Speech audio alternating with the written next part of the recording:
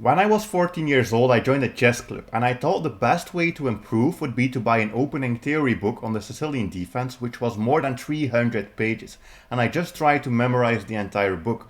But of course, I went to the club, they played something I didn't prepare for, and I lost because I didn't really understand how to play chess. So that is what I want to teach you here in this video. I will teach you how to actually understand chess, play a strong middle game, and play positional chess. So for the opening choice, I will be playing the Nimzo Indian defense, and this video is not about opening theory, so don't worry, you can use what I will teach you with every single opening. But I have to play something, right, because I want to get into the middle game, because that is where I will explain to you my middle game strategy. Knight to e2, that's actually something I have never seen, but it's fine. What I always do for the opening is very simple. I put 2 pawns in the center if I can. For example, here I develop my pieces and I castle.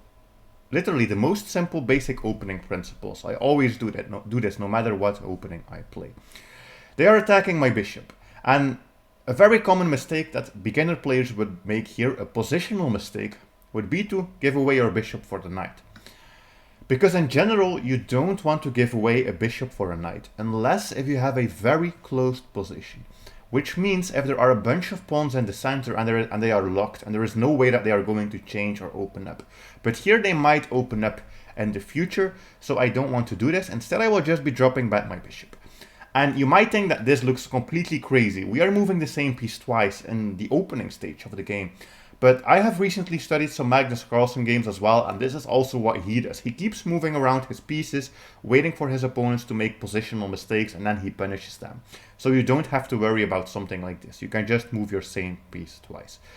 We have to capture back this pawn. We have 3 ways, one of which would blunder a queen. In general, I never really like this, because I'm always a little bit afraid that they will get to play this pawn to e4 and then they get this very strong structure in the center. So I will take with my pawn so that at least I have this pawn working to take away these 2 squares from my opponent. This particular variation that white is playing I have actually never seen with the knight e2 and f4. I think probably it's something that exists, but I've never really seen it. Now they are attacking this pawn with 2 knights, and I can already see that there might be a future where they can potentially attack it with the queen as well. So we will have to watch out that we don't lose this pawn here on d5. Now we are in the middle game, and I will teach you how I play the middle game. So there are 2 things that I basically focus on. One is pawn structure, and the second is piece optimization. So with pawn structure, I mean that we want to keep the most solid pawn structure we possibly can and only do pawn pushes if they really benefit us. And the second one is that we want to keep optimizing our pieces and bringing more pieces into the game. Our pawn structure right now is super solid because we have no weaknesses really, but we will have to decide what to do against this pawn. And it is already attacked twice, and I do see that there might be some variation where they attack it again. So I will play pawn to c6, and usually this is what I do in the middle game. I use my e pawn, my d pawn, and my c pawn, but usually the other pawns I just let them be for now. I just let them rest basically, and I try to play with these pawns first and focus on my piece development. Whenever you have a middle game position, it is very important to analyze which pieces are strong and which pieces are bad. So let's just take a look at it. This bishop for white is a very good bishop because it helps them with the plan of pushing e4, which is the general plan for white in this opening. This knight is actually not badly placed. It's putting some pressure and it can always go back and then reroute in the future as well. And this knight is just not really doing that much. It's basically similar to our knight. They are kind of canceling each other out. But you can see that they have these 2 active pieces and we have this 1 passive bishop. So we need to fight back in some way. We need to either activate our pieces or we need to eliminate their pieces. When I talk about pieces, first off, I'm always talking about bishops and knights. So I want to activate these pieces in some way. But you will see that there's not really any way to activate this bishop. I think this would be terrible because they would get a free pawn push and they can attack in the center. This would be a big blunder. This would be giving away a bishop for a knight, which we don't want. This would be blocking in our own queen. So I want to do something, but the bishop basically can't go anywhere here. I can play knight here, but it's not really going to do much right away. What I am going to do is I am going to think, is there a way I can eliminate their strongest piece with one of my pieces here that's not doing anything? And there actually is a plan. I don't know if you have seen this before, but there is a plan. The plan is b6. Because no matter what my opponent does, they are castling. I have this. I have bishop to a6. And I can attack their bishop, and I am just going to go ahead and trade it. And now I was able to use my worst piece that basically didn't have a single good square, get it out into the game, get it traded. Yeah, and I think that's already a great start. Because now we have one less piece to worry about, and their strongest piece is gone. Still, I think it's white who is a little bit better here, because white has the two knights. They are attacking so many squares, and all I have is this one knight, which is basically cancelling this knight, and then my bishop, which is not doing much, but is taking away some squares from this knight. So what I'm still thinking about here is piece optimization. How can I improve pieces? For example, can I play my knight here to d7? Because maybe in the future I would like to do this c5 pawn push and break apart the center. So that is an interesting move to play. Okay, they play f3, and I think that might help them in the future to try to break open the center. Now we have a position where we have basically all three of our remaining minor pieces developed. So there are two things that you can do here. One is you can now switch and start focusing on your major pieces. So those are your rooks and your queen, and see if there is a way you can improve those.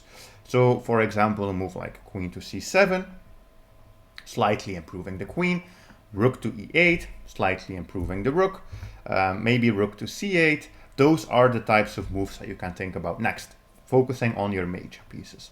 The second plan is to go for a pawn break, so to try to break apart the position by pushing pawns, and that way things will open up. And I think we have a very nice looking pawn break here, which is pawn to c5, and it's already protected by two of our pieces, plus this is already defended by a knight, so we don't have to worry about anything. If they take, I think I can take with my knight or even with my pawn, and then create this, which is known as a pawn phalanx. This is an important pawn structure that you must study, because I no longer believe in memorizing variations, but I still believe, of course, in studying chess. You have to study pawn structures. I have a complete pawn structure guide. You can find it on my website, pegasuschess.com, together with the leeches study as well, showing every single pawn structure you must know. So I will also link it in the top pinned comment and in the video description. There you can study pawn structures, and this is one of those pawn structures. So yeah, that is what I am going to go for. Okay, we can play c5. They don't take, which is fine, because we still have what is known as the pawn break. There are some things going on. I mean, they are attacking our pawn, a bunch of things are going on, but if we take this, basically we are the one putting the pressure. They don't have time for this move, they would be losing a knight. And if they play this move, oops, not that, we can basically grab an extra pawn and get some position like this, which is equal and basically just a little bit more opened up. So I think this might be a good plan. Other than that, I don't really see much, honestly, because we would just be losing this pawn with any other move that I can imagine. So we are going to capture.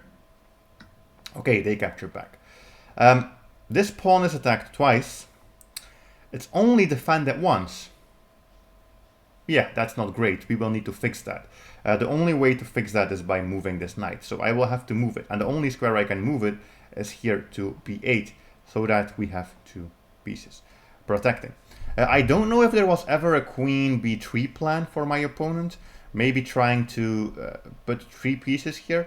But in general, then we can try to do the counter attack and basically attack this. And if they ever take that, I think we would just be taking in the center. So there was no way, I think, that we would be losing here, but we would have to fight for a counterattack, which we are probably going to do anyways. We are going to play knight to c6. And you can see that basically from a position where white was better, I think we have now transitioned into a position which I think is equal, because we both have a pawn in the center. These knights are basically identical. These bishops are almost identical. His one is a little bit more defensive. Mine is a little bit more attacking, and these knights are also pretty similar in power. So we have basically equaled out. I think the game is equal. The pawn structure is better for black, I think. This is the best pawn structure we can have for our king, and this is already, yeah, a little bit of a mess. You can imagine that we can play some tricks. We can play some pieces into their position. So they have a lot of dark squared problems basically around their king. The queen side, I think it's equal. This is not a problem. This is also not a problem. So what is the plan? The plan is still to improve pieces. That is always the plan. So what I am thinking about here is, one, I can improve my minor pieces, those pieces which are already in the game. Maybe like knight a5, knight c4. Maybe there might be some variation with this, but I mean the knight is currently protecting. So it's a bit of an aggressive move that doesn't accomplish much. Or I can also focus on my major pieces, my rooks. For example, rook c8, rook e8, those can be played. Which move is the best? Honestly, I think everything is pretty equal. As long as we do something to improve our position, that will be the right plan. I will play this because it's just an open file and I put my rook there. Very principled chess. They put the rook here, I will also put the rook here. We are just going to activate our rooks. Okay, they move up the queen and also create a queen bishop battery, which is not really doing much right now, but it's good that we realize they are trying to go for that. I still want to improve pieces. I think now this looks even more juicy to get the knight to c4. Yeah, I think that looks like a plan. For example, knight a5, knight c4. That was something we identified already, and now it just comes with the extra threat of a fork. And this doesn't work. That's actually a blunder, because now we also have this fork. We now also have knight b3. We can take the rook. Was there actually a way for them to defend? I don't know, because they had a double trouble. They had this and they had this. Yeah, I think maybe they had to just move the queen. And then if we do this, maybe just move the rook. But yeah, you can see it doesn't really look too great for white. And now we have this position. And we are up the exchange, meaning we got a stronger piece, a rook for a weaker piece, a knight. So we are winning. But how do you turn this into a win? I know it's always easy for me, but it's not always easy for yeah, most of you watching to turn this into a win. So I am thinking about trading. The best way to trade would be trading minor pieces or trading rooks. We do have a rook here on the open file. And I am thinking about moving my bishop, because if I move my bishop, I am opening up my rook. And if you are stuck for a plan, usually the best strategy is to use CCT, checks, capture, stress. Calculate those first. We don't have checks, but we do have a capture. And this capture also opens up our rook, so that was basically a discovered attack. So yeah, that's just an extra pawn that we won. Yes, we are losing this pawn as well, but it is fine. We were able to trade, and that's really all I wanted to achieve. I wanted to trade more pieces. So I think this is fine. These knights are a little bit annoying. They are actually working together quite well, and they are preventing two of my rooks from going in. I already have double pressure here on this knight. I wish I could play queen c7, but I don't think that's a good plan because the rook will take us. This might be a plan as well, but probably they can move the rook, and it's useless to try to chase pieces like this without really any purpose. So it's not the easiest position, I have to say. I want to somehow get in with more pieces, but maybe the best plan is to play queen d6 and then try to go in. Because of course we are winning this, but sometimes if your opponent defends really well, it can be a little bit annoying. They are attacking the rook, which means we will have to move it. Sometimes I also calculate more crazy stuff, like for example giving away a rook because then we can win a pawn. But it's not super clear to me that we would be winning this endgame. Just an extra pawn might be winning, might be tough. So probably we have to move the rook. I think this makes sense. We are inviting a trade. Yes, they trade, and if they trade, we are just getting closer to the endgame. That is the entire plan. We want to get closer to a winning endgame. Now I can do infiltration. I can activate two pieces, and they just go back to this annoying setup. These two knights together, my dad used to call this horsepower. If those two knights are connected, yeah, it's super annoying. They are basically extremely strong. We can give this check. I'm just playing this because my queen is also infiltrating, but still I have to get rid of these knights. These are super annoying knights. I don't know how to get rid of them. I think we might have to attack the king. Maybe just go all in. Go try to attack the king. Try to eliminate one of these knights. Because if these knights stay connected forever, this is going to be a very annoying game to win. So I think we can just play this. We don't really have to worry about anything. That's not really doing much. Yeah, we have to break apart the horsepower. If we don't eliminate the horsepower, we will be in trouble. But that's just an exchange, basically. And now you can see that from our previous position, like 10 moves ago, which was quite complicated, we are now in a position where it's queen rook versus queen knight. So that should be winning.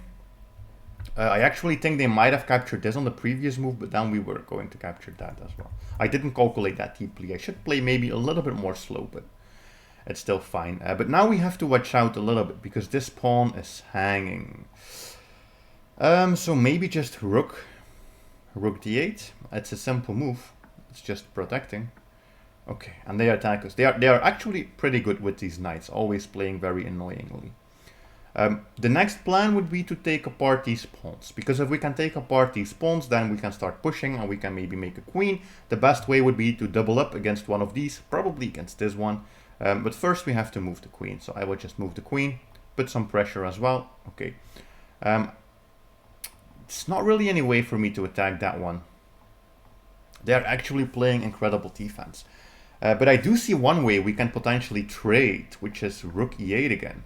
Rook e8, and I was going to say that we could probably play a move like queen here, and let's just say they played any move, but of course it's difficult to even find a move for them.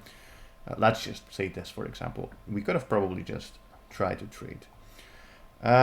King here. Well, I'm thinking maybe we still have this. And if they trade, we get an endgame. If they don't trade, we get an infiltrated queen. Okay, they are trading. So that's good. Now it's rook versus knight, and you will see very quickly that the knight won't be able to keep up, and the knight will just have the entire position fall apart. That is why I said all those moves ago that this would be winning. Yeah, they can protect this, but it doesn't matter. We now have the pawn, which is a passed pawn, so we can just keep pushing this. And they just made an even bigger mistake. They allowed me to pin the knight. I'm thinking if I can take this knight, but honestly, then we have a king endgame, and I think they might be able... Let's see.